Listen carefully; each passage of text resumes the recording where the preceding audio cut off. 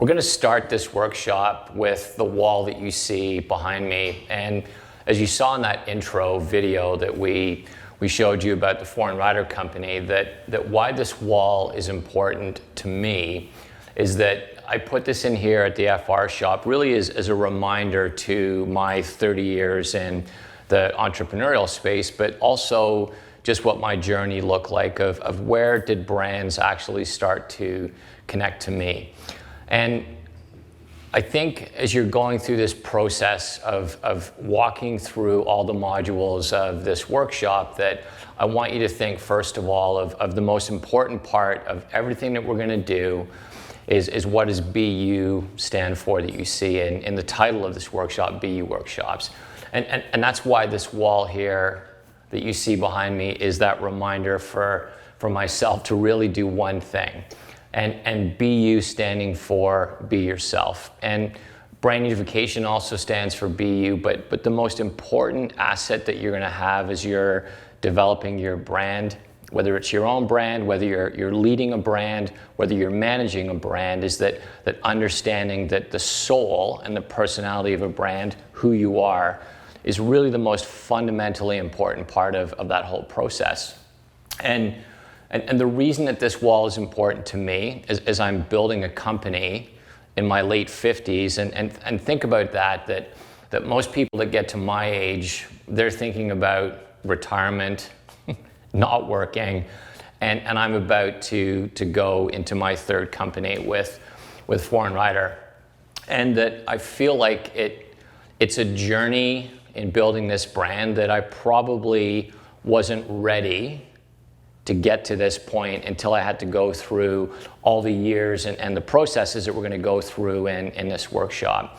And as we go through the first part of understanding what brand unification is all about, that brand unification was developed really in studying a lot of brands for my entire life, even when I didn't know that I was actually studying those brands, but also that as I was building my own brands and realizing all the things that were important over my career of what separated us, and you'll really see that when we get into the Dunning portion, that there's 5 fundamentals that you'll see that have come as a result of what's on this wall behind me, and also with what I've done with my career. And my connection, my understanding of where brands started, which is why when you watch the KISS segment is really important to understand what triggers emotion with you, with a company or with a brand. And for me, that was actually with a band, and that was with the band that you see on the wall here, KISS. And this image was shot in the early 70s when these guys were just starting out. And you think today, as we'll talk about in that segment, that these guys have had a 40-plus year career of sticking to who they were. And the impact that band had on me at a young age of just what their album covers look like, what their merch look like, all the things that connected to me. And that's gonna be important for you as you're going through this process, is what were the things that connected to you when you were younger, what triggered emotion with you with certain brands. And that could be brands like Patagonia that we're going to talk about. Could be a brand like Southwest, that's a company that I hear people talk about all the time. Lululemon, Apple, Rafa. And what you'll see with these companies is that these are companies that had a person behind them, that person, who they were, what their beliefs were, those were the driving forces of what really made those companies successful and building advocates for a long period of time. And that my journey in business that started with my brand connection to KISS, that really evolved into my love for the band Rush. This is Alex Lifeson's personal All the World's a Stage million copy platinum award that this came out in the 70s, and he gave this to me years ago as I got to know him and had a connection to him through his involvement in golf, and he loved what we were doing with the Dunning Golf brand. And my journey through music, that really made me want to be in the music industry, and that my passion was around music, and that I wanted to have a career in that space. And I figured out at an early age in my late teens that that was an area that I really wanted to go into, and got a job in a record company. And while I was in a record company, I worked for RCA, BMG, and started to watch all of these things happen with what was going on in the hip hop community, and where hip hop and clothing and streetwear started to evolve. And that had such an influence on me in studying what those brands were doing in the early 90s. And that's what you're going to see through this workshop, that patterns form over decades that are relevant today. The delivery methods today, they're different. You've got digital, you've got touch and feel, but the fundamentals of what really have made brands successful, what does a brand actually mean today? Is the word brand the right word when people think of brand and they think of logo? No, it's not appropriate. That's why we call this brand unification, because that means it's the sum of all parts, as you'll see in this workshop. And that foundation of the sum of all parts, understanding that, for me, started in the early 90s. And you'll hear us talk a lot about that through this workshop. We're going to talk about Stussy, we're going to talk about Supreme, we're going to talk about the evolution of Patagonia from the 80s and 90s to where they are today. Probably one of the most influential and studied brands in the world. And when my career in the music industry was getting into my late 20s, that watching what those companies were doing, it really triggered me where I wanted to have my own apparel brand. I didn't have any business training in running a company. I didn't really understand manufacturing back then, but I was really passionate about what I thought an apparel company could look like in the athletic space, because I was at that time heavily into triathlon, and I started this brand here called Rip and Hammer. And just started out of my house, and really with, as I said, no experience, but we were able to grow that brand for 7 or 8 years into a really respected brand in the athletic space. And that taught me about manufacturing, and it really taught me about technology. But we built that brand back in the 90s when there was no internet. You had to go back to the core fundamentals of how did you connect with what you really wanted your audience to be. And you're going to hear that a lot through this workshop.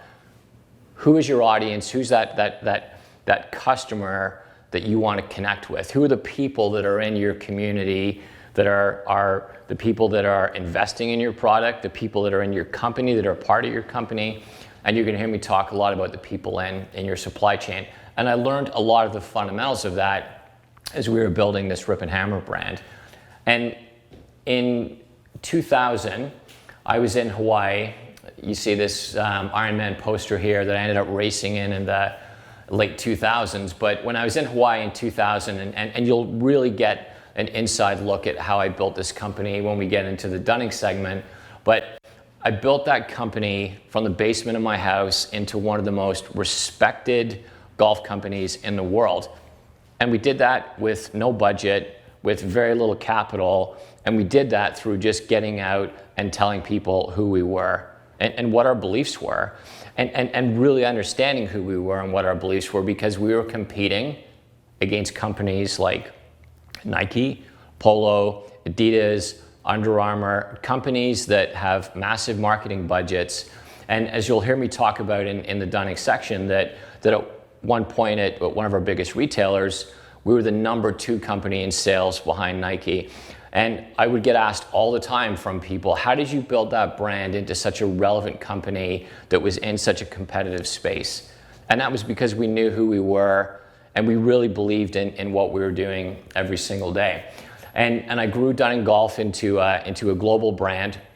And in 2011, I ended up selling the majority of that company because I wanted to focus on other areas. And one of those areas was the Foreign Rider Company, which you see on the wall here. And this is where we're filming this. And this is basically the headquarters for this project now that I am focused on full time.